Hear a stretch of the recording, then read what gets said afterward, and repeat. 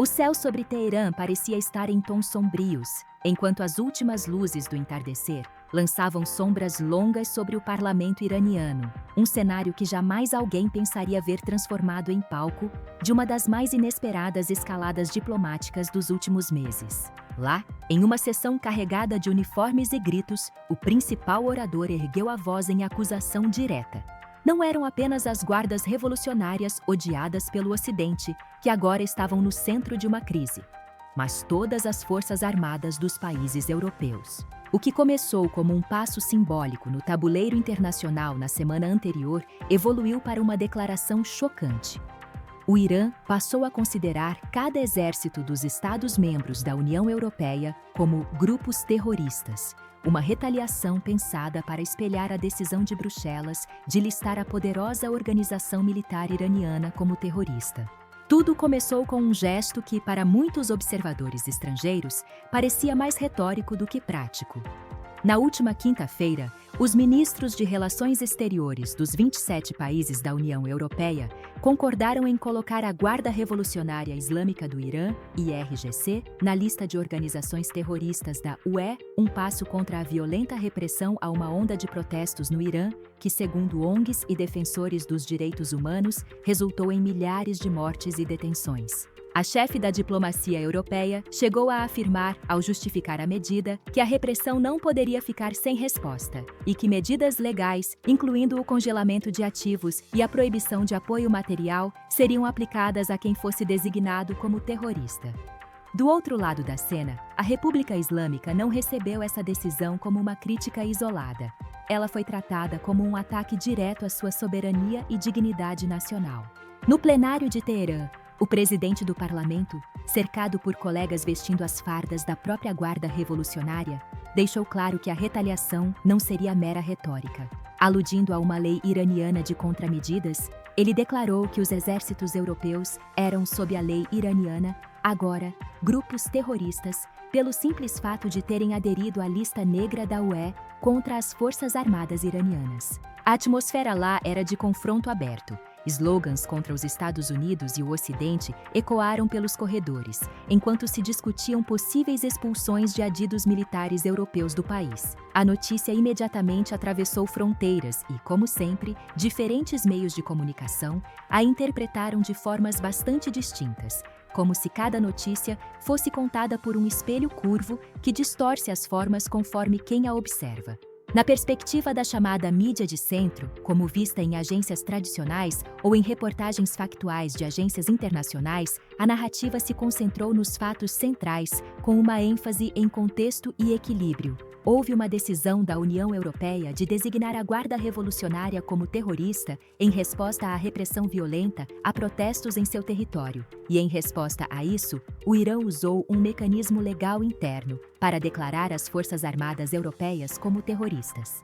Esse relato não buscava justificar nenhuma das ações, mas encaixá-las em uma sequência lógica de provocações e respostas, ressaltando que a medida iraniana é em grande parte simbólica e parte de uma escalada retórica que acompanha uma tensão geopolítica mais ampla envolvendo ameaças de conflito com os Estados Unidos, movimentação de navios de guerra no Golfo Pérsico e negociações diplomáticas pendentes. A perspectiva que se alinha aos valores progressistas e de esquerda mergulha nas raízes estruturais deste conflito, pintando um quadro onde a geopolítica e os direitos humanos se entrelaçam de forma trágica. Nesta narrativa, o foco desloca-se dos gabinetes de mármore para as ruas poeirentas de Teherão, onde a brutalidade das repressões internas serve como o verdadeiro catalisador da crise. É uma crônica de resistência e dor, fundamentada em dados de organizações humanitárias que narram a perda de vidas e a detenção de milhares de cidadãos que, movidos pela asfixia econômica e pelo desejo de liberdades civis, ousaram desafiar o status quo. Sob esta ótica, a decisão europeia de carimbar a Guarda Revolucionária como um grupo terrorista não é vista meramente como uma jogada estratégica, mas como um imperativo moral e uma resposta necessária a uma crise humanitária que o mundo já não podia ignorar. A retaliação iraniana, por sua vez, é apresentada como a manobra clássica de um regime que, acuado por críticas legítimas e pela insatisfação popular, escolhe projetar uma imagem de hostilidade externa para tentar soldar as rachaduras da sua própria base de apoio e desviar os olhares do descontentamento doméstico. Esta análise humanista adverte que tais gestos simbólicos de agressão podem acabar por punir ainda mais a população civil e os manifestantes que clamam por reforma, sugerindo que o caminho para a justiça não reside na inflamação das tensões militares, mas numa diplomacia multilateral que coloque a dignidade humana acima do orgulho nacionalista. Por outro lado, relatórios influenciados por pontos de vista mais alinhados com a mídia da direita enfatizam interpretações mais duras e muitas vezes securitárias da situação. Nesses relatos, o foco pode estar menos nas nuances humanitárias e mais nas questões de segurança, soberania nacional e ameaça percebida pelo Ocidente. A declaração iraniana é muitas vezes apresentada como um sinal de que Teherã está se tornando cada vez mais agressivo e imprevisível, transformando alianças tradicionais em inimigos e desafiando diretamente as estruturas de defesa ocidentais. Comentários de figuras europeias críticas à medida iraniana, como ministros estrangeiros que a classificam de propaganda ou tática distrativa, são destacados para pintar o Irã como um ator que tenta desviar a atenção de suas próprias falhas internas e de ações repressivas graves. Há também a tendência de conectar essa retórica com outras preocupações de segurança que o Ocidente enfrenta, desde programas nucleares até redes de influência no Oriente Médio, sugerindo que não apenas uma resposta simbólica, mas políticas firmes de contenção e dissuasão são necessárias. A convergência de todas essas narrativas nos dá um retrato multifacetado, dados frios nos textos centristas, juízos morais e um olhar para o impacto humano na esquerda, e um foco mais duro em segurança e soberania na direita. Mas além dessas lentes está a realidade de um mundo em que decisões simbólicas podem ressoar longe do instante em que são proferidas.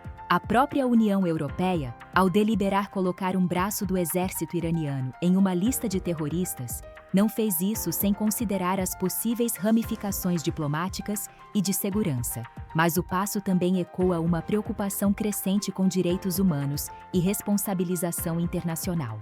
Para o Irã, por sua vez, declarar as forças armadas europeias como terroristas tem um efeito sobretudo político e simbólico. Uma resposta que visa mostrar que há custo para ações que Teherã considera hostis. No entanto, essa retórica eleva a um nível de confronto retórico que, em um cenário já tenso com ameaças de conflito aberto com os Estados Unidos e movimentos militares no Oriente Médio, pode empurrar ainda mais atores para posições de contenção ou de preparativos para possíveis desdobramentos mais graves. Portanto, este episódio funciona como um espelho que reflete não apenas uma troca de acusações entre Teherã e Bruxelas, mas também as profundas fissuras na política global contemporânea, onde alianças, identidades nacionais e narrativas de legitimidade competem em um terreno cada vez mais volátil.